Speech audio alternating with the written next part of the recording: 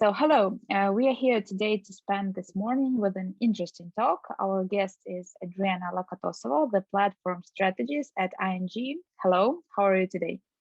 Hello, Sonia. I'm great. Thank you very much for having me. I'm very excited for this conversation. Yeah.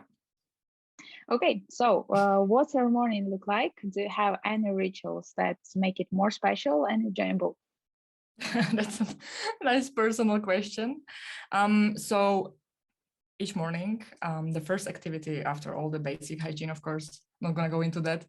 The first activity I do, I give my kitties food, so they are happy. And from that point on, they are following me throughout my whole morning routine. So I have 2 followers. Then I grab a banana, every day a banana before every exercise. And then I grab my fitness program and I do a round of exercises with HusFit. That's a married couple from Texas. They are doing all these instruction videos on YouTube. So it's easy for me to, not think too much about what I'm gonna do. And once I have exercised my body, I'm gonna exercise my mind, which is still in an experiment phase because I just started 3 months ago, meditating for 8 minutes a day, and it's a challenge because I'm a person that thinks a lot about the future and sometimes about the past, analyzing, and it's very difficult. So then I grab my journal and write things down, and the meditation or the mindfulness exercises are over. So this is how it looks like every morning in my place. Yeah, I actually feel you about the thoughts and meditation. It's hard for me Yeah, to. there is nothing I would say it's evil that I have to really drag myself to. It's just maybe the meditation bit, but I see benefits in having a morning routine, and it just needs to happen. That's it. Yeah, it helps us a lot. Okay, it's never too late to transform your rituals into habits. So, what are some of the best routines you have in place for yourself? Well, so the exercising bit is one of the routines, right? That just needs to happen. I can't even imagine a day without that exercise. And it's nice because I get a program with various types of exercises. So it's not just, routine. It sounds like every time the same thing, but this one is not the same thing every day. I do something else, some weight training, strength training, high intensity training, Tabata, and so on. So this one I've for sure managed. I've been doing that for 3 years, and as I said, it's involuntary. I already do it every day, so it really needs to happen. So I transformed that one into habit, and I'm really proud of that.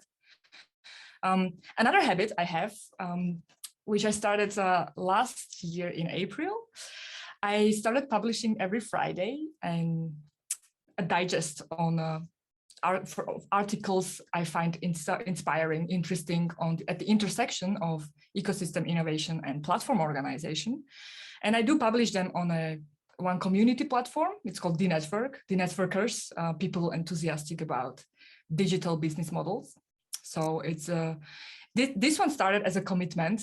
I had to also sometimes what if I don't have a nice story? I had to think, but now it became like, I don't want to miss that, because I have my mailbox is full of those stories. I subscribe to a lot of people writing great stories on technology innovation, and I really want to share them every Friday in the form of a digest. So that's a routine I recommend if someone is looking for a way to structure thinking and see how the world is evolving, in what directions.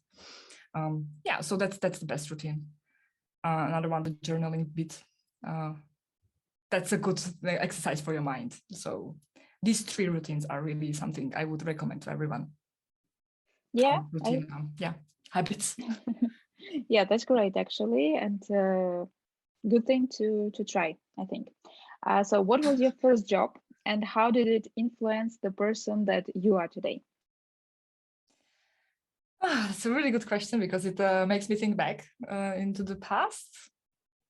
My first job with a real contract and an obligation to show up in exchange for money was at MediaMarkt. I don't know if you know MediaMarkt. It's a franchise store that sells electronic home appliances like washing machine, fridges, computers also, and electronics basically. And Yeah, I I was was there. you were there. Is it in Ukraine as well? The store No, I was in Poland. in Poland. Okay, yeah, Yeah. so they're also in Poland. And that was, I'm really still up until today grateful for that opportunity because it shaped a lot in me, in my personality. Thanks to this job, I could move out from my parents' house, which is always a nice starting of a new chapter. So it made me financially independent and I started really appreciating the money I earn, for sure. It also helped me to keep learning German constantly and be in contact in communication styles with customers directly on the floor, because I was working at MediaMarkt in Vienna, and German is not my first language, let's put it this way. So it helped me really improve my language skills for sure, and all the other skills with customers. You have to deal with customers. You know how people are. Sometimes they have bad days, and sometimes it's you who has to carry the whole frustration. So at that time, I formed the rule for myself that you treat people the way you want to be treated, if you know what I mean. Yeah, so these are the key influences of that job, that first job. Yeah, the thing is, I left the job only because it was a great job. I had met a lot of great people, but it got so routinish indeed that I was not feeling challenged anymore. And I was also about to finish my studies. I was doing the job during my studies to finance my studies also. And I asked also my boss if there is another thing, something else I could be doing, maybe in the office, like not on the floor anymore, but just have a sneak peek into how they operate. But there was not such an opportunity. So I forced myself to leave because I really like challenges. And in those 3.5 years was enough of being challenged. It was a part-time job, by the way. And sometimes Saturdays job. So it forced me to move on, and I went on to the next job, and that was something that was more challenging. Yeah. So Okay, a lot of influences, a lot of impact. Huh? Okay, great. Let's talk about your today's job. So what is your favorite thing about working in the banking industry? And is your job today different from the previous one, and how? It's a really cool question, by the way, because it makes me think, right? If you say, what's my favorite thing about the banking industry? It's the thing that it's evolving in all shapes and forms in such a way that sometimes we even don't know what it's gonna be, right? And isn't even the correct term an industry, right, in today's economy? I don't know, let me explain.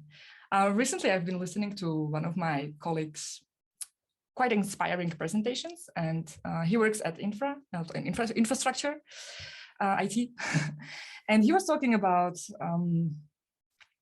how organizations all over the world, all organizations are in the midst of transitioning to software companies. If you are a software company, right, we operate slightly differently, right? Basically, if you don't have a website, you don't have a part of your business, or you maybe don't even have a business in future. So it's different, right, if you are on the internet. And so he got slightly philosophical, and he said, this is the age of code. And I like that because it also fits my narrative. I call it the next techno-economic paradigm, the digitization of communication.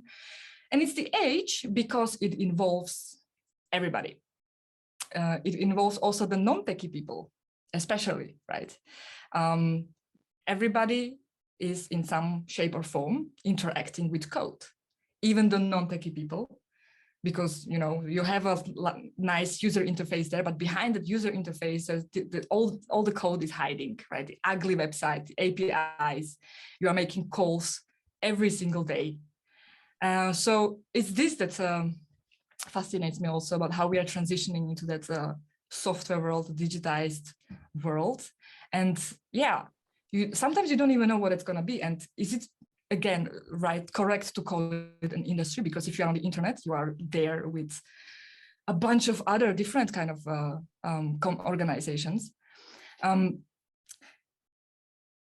Let's take an example, right?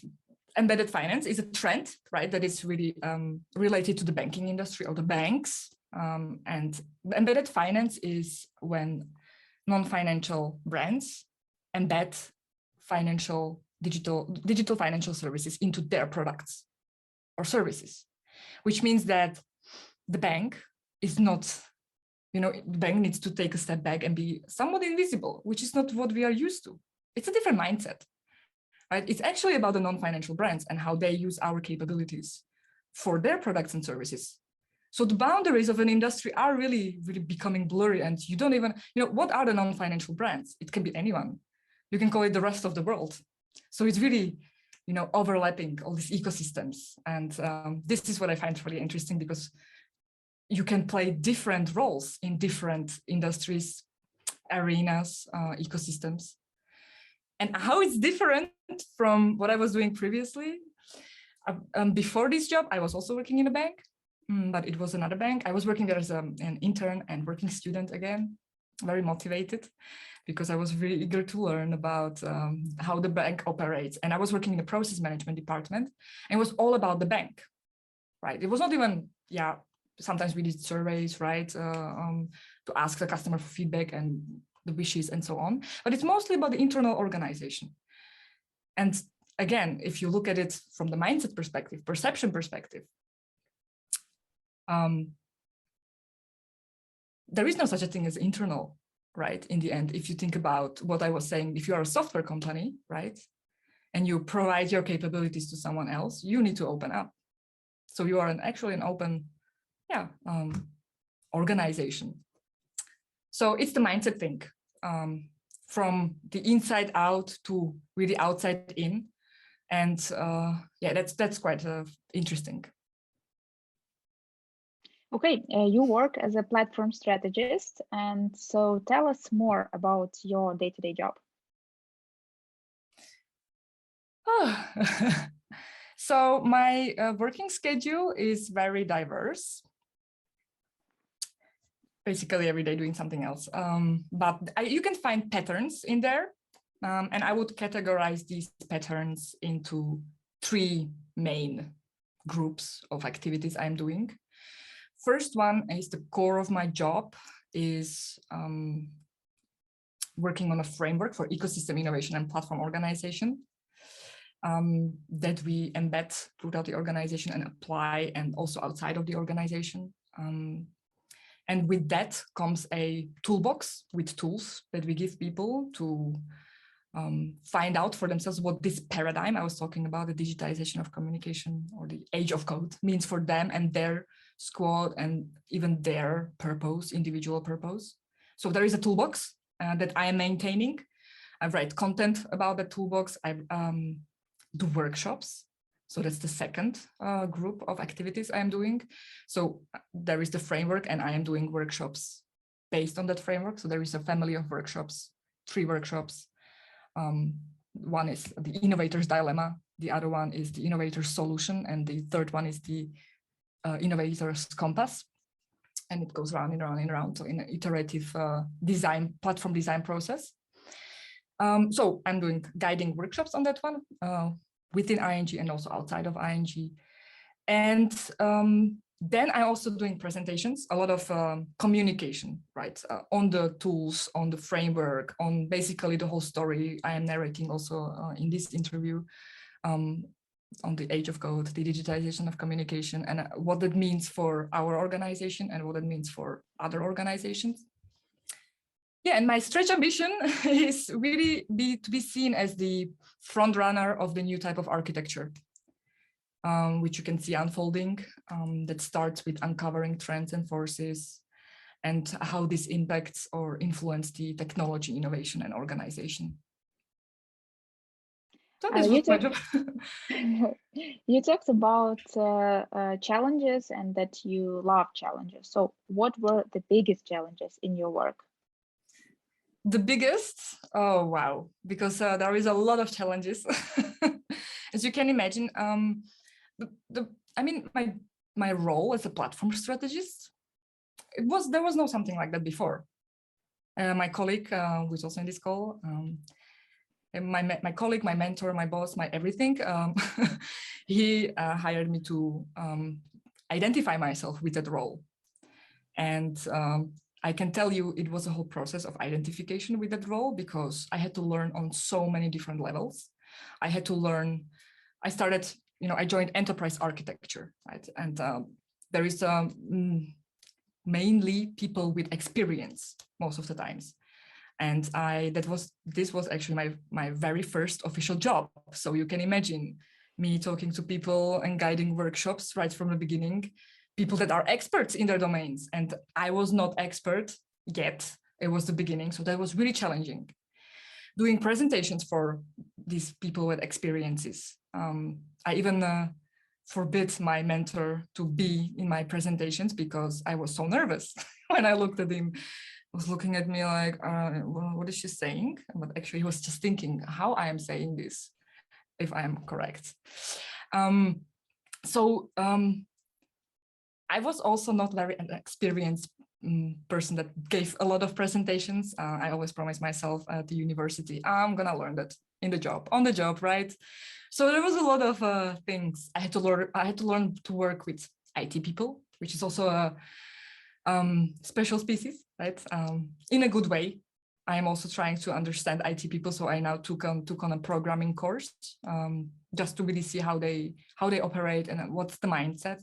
So all these things, and I still experience challenges, and this is probably the reason why I still stick around, because I'm a millennial. Millennials switch jobs every 2 years, and I think this is the main reason why I'm still here. Because the challenges, even coming to this podcast, right? It feels a bit like wow, a challenge that I'm willing to take on, and the reward after that is really immense. What are the innovations for you? How would you describe it? Innovations. Yeah. Whoa. Because I work also, innovation is very a core topic of my role. So you can see innovation, look at innovation from different angles. You can look at products that we develop, services, and how those services and products change lives. And that's it. Actually, I look at innovations as a verb, to innovate. For me, to innovate is to really shift the human experience in a meaningful way. And then the question arises, what is meaningful way, right? What it means to be a human in today's day and age, in the age of code. If everybody gets the chance to create something for the world with the code. And then it's the technology, actually. And now I am coming back to technology, the revolutionary technology that in the end eventually proves evolutionary, because technology changes our ways, our lives in a very meaningful way. Can you imagine a day without having the ability to Google something? Especially, I'm a curious person, and I have questions always, whether it's about my cats. It's really how you make decisions, and how technology helps you to accelerate that process of making a decision. I think that's quite powerful. And I was talking about the age of code and how people get code to create stuff, code behind applications, and this has immense potential. I think this is really the creator economy emerging. If you know what I mean, that everyone gets the chance to create something, and everyone gets the chance to find someone to consume that something. And platforms play a very interesting role here, because they enable this at scale. Platforms even have an innovation engine built in, right? So there is a transaction engine, so we can transact with people on a global scale, on a global market. And then there is the innovation engine that makes sure that you as a creator can become the best version of yourself, and not a commodity like on platforms like Uber or Amazon. So this is innovation in short for me. So the challenges is one thing, one important thing, but the inspiration is the other in our industry. So what are the things or people or anything else that inspire you? You said it, people. It's all about people in the end, right? This whole age, yes, age of code, but in the end, it's people who take that code.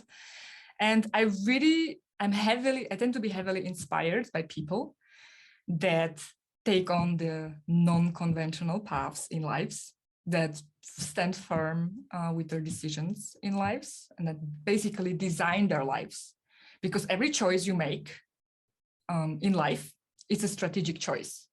So this self-awareness bit, and if I see people that are really self-aware and making those choices consciously to become something they wanted to ever become, it's the creator economy again, right? You see all this amazing, weird stuff that people are creating on the internet.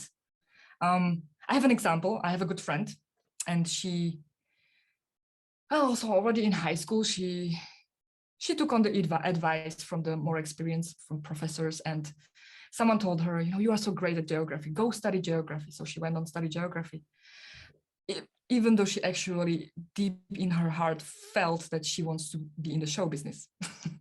But she went on study geography because it was a safe path, right? Experienced advisors. And then she landed a nice job, safe job at a famous institution. And after 2 years, she said, I'm done with this. And luckily, I mean, you can do it anytime. And she was still very young. She's 25 years old. And she turned her whole life around and joined show business without having any experience in that, without having education in that, without going, the traditional path to become a famous person. Now she's on TikTok having 20,000 views. Now she's on Instagram having collecting her fans all over the globe. I mean, these are the kind of stories I find really inspiring. People that take it on and just do it. If not a platform strategist, then what would you do for a living? Do you have some crazy dreams to pursue as your friend? That's a somewhat cheeky question. I have to say that the only time I was thinking about doing something different than what I was doing at that time, it was studying business. It was about for me to decide what I want to do in life. I was thinking about studying psychology, and then I was discussing it with my parents, and they were like, "Don't do psychology. What are you gonna do? You're not gonna make a livelihood on that." I was like, "Okay, no." So I went on to studying business. I was really interested in how the mind works, right, and how people behave and what's their motivations behind it, and solving complex challenges, complex problems, right, helping as a therapist. My parents, though, they grew up in a communism and mental health was not really a topic that people were talking about because you had to work. And so I understand where they came from. And now you see that therapists have actually long waiting lists of people with mental health problems. There is not enough therapists there. So it's kind of fun. Anyways, I wouldn't trade my job for that anymore, because in a sense, I have this psychological topic, the topic of psychology, of science of psychology embedded in my work also. Because if you think about how you design a platform, the thing is, you need to attract people to come to your platform, and for that you need to understand people's motivations and people's interests, what makes them tick, and how to incentivize certain behavior. So you also need to understand the psychology in the sense. So it's there, and that's why I would say I actually am living the crazy dream. It's awesome. Yeah, I wouldn't trade that for anything. Okay, so the last but not least, Yes. What is your personal top list of books everyone should read? Everyone? Well, yeah. I wouldn't like to force something I subjectively find exciting to everyone, but if someone would be interested, this is a book that I would recommend to everyone who is interested in whatever I was talking about, because many things come from there. It's written by Carlota Perez, and it's about technological revolutions and basically the techno-economic paradigm that we are currently witnessing and where we are and what stage we are currently. This is a very nice description of that. It's kind of difficult. I still haven't finished though. It's kind of difficult read, but very recommended. This one, of course, I was talking about the creator economy. Some people call it also the passion economy. And this is basically also about, finding meaning, creating that meaning for yourself and go your own path in life, away from this industrial mindset of efficiency, and go on and take the tools that are provided to you, because there are a lot of tools in the world, and start creating amazing stuff and follow your passion. It's not really a good advice, but just act on your passion, something like that. Then there is this book, The Wicked Company. It's written by Markus Kirsch. He's also having a good podcast, and he's a service designer. And he wrote about, again, how we are in this new paradigm and that we are facing not complicated problems, but wicked problems, or more complex problems. And for that, you need to organize yourself differently in order to be able to adapt to the fast technological development and be able to solve and deal with complex problems. So again, a new design approach needed, and he makes that clear. And then there is the book, The End of Jobs, which is about, again, finding meaning without going the traditional path, the 9 to 5, and how technology enables that, and why it makes sense to do that nowadays. Yeah, that would be the list I would recommend. I have also another one that goes more in the more spiritual way, which is, okay, I'm gonna show it. The Power of Now. This is in Dutch, which has been written by Eckhart Tolle, and he's basically saying that all there is now, and life happens in the now. So if you can possibly practice mindfulness and be in the now as much as possible, so you get the most of the life. Okay, awesome. Thank you for this talk. It was very interesting, very passionate. Thank you for inviting me. Right now, we'll have a little Q&A session. Oh. So if any of our participants have something to ask as well. So right now you have Q&A sticker or something at the end of your screen. Okay. Well, so if there are no questions, I'm always reachable anyways. I just wanted to point it out. So feel free to reach out. So yeah, I don't know, or maybe someone wants to raise a hand or ask. It's okay as well. So let's wait for a few minutes. You got your coffee, by the way? Yes, we have our coffee.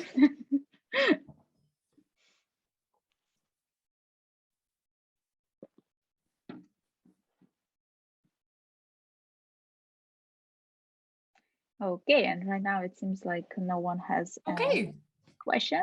Then I think earlier. Yeah, I think you just covered everything. So okay, thank you for your time. Thank you for this awesome podcast. It was really fun, and as we wanted. I really love the questions. Thank you for your answers, and see you soon, I hope. Yeah, see you soon. Bye-bye.